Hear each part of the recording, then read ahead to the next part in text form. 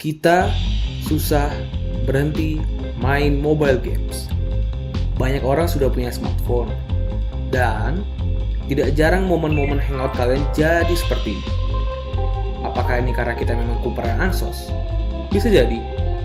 Tapi serius, mobile games memang didesain agar kita tetap di depan layar handphone.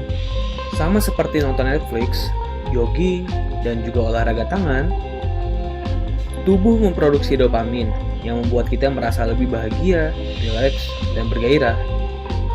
Dopamin adalah sebuah senyawa kimia yang dihasilkan saraf dan dialirkan ke otak dengan adanya rangsangan atau dikenal juga sebagai stimulan. Kita lihat nih, mobile games dari tahun 2012.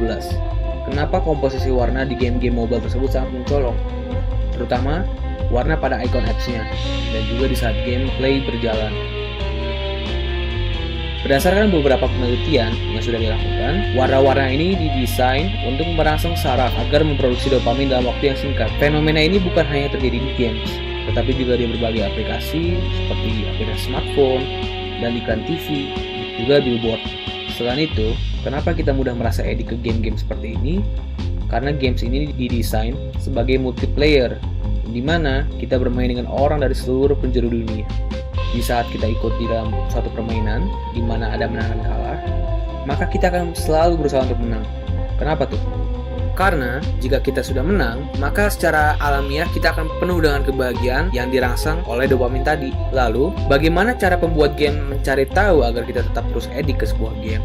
Bahkan pada saat nongkrong dengan teman-teman loh. Nah, ini caranya. Setiap ada karakter yang kita pilih atau sering dipilih oleh beberapa players, dan misalnya ada senjata atau item yang sering juga digunakan oleh user atau pemain game tersebut, maka data statistik pick rate akan dikirim ke developer dan diolah. Lalu karakter tersebut atau senjata akan dilemahkan atau di nerf. Pasti tahu dong artinya nerf. Kalian pasti ingat karakternya bernama Leslie, dan di game tersebut karakter ini dianggap paling dewa pada saat pertama dirilis the game Mobile Legends. Kemudian ada baru datang, dan gak lama karakter ini jadi sampah atau ya jarang dipilih sih. Nah, fenomena ini bukan cuma di game Mobile Legends doang loh, tapi ada juga di game-game berbayar seperti Rainbow Six Siege yang juga melakukan hal yang sama.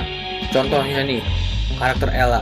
Ela dianggap sebagai karakter terkuat pada saat dirilis dan mulai melewati fase nerf atau bisa dibilang jadi sampah hingga akhirnya jarang dipilih lagi. Kenapa ini semua terjadi? Karena developer ingin menggunakan sistem microtransaction, gem, Pokecoin, UC, Diamond, dan juga Renown.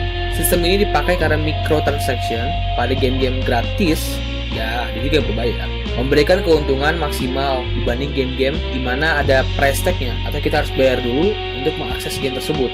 Warna bagi perangsang dopamin membuat kita tetap fokus pada game karena ada perasaan bahagia yang membanjiri otak dan jiwa pemain jika menang match atau satu round saja. Dan agar kita tetap edik, sistem ekonomi di game didesain sebisa mungkin agar kita bisa menghabiskan uang dan merasa jadi dewa saat kita menang. Jadi, game apa yang membuat kalian autis saat nongkrong dengan teman-teman? Kasih tahu kami di kolom komen ya. Keep gaming, keep being autis.